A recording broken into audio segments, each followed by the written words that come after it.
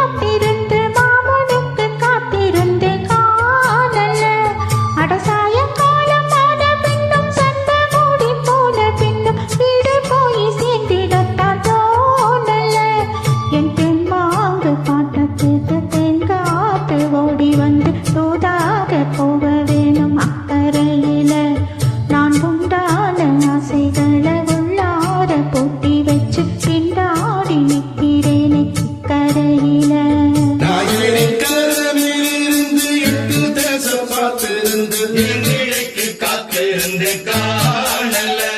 மணியெட்டு ஆனவின்னும் ஊரடங்கி போனவின்னும் சோறு தண்ணி வேணும்னு தோணல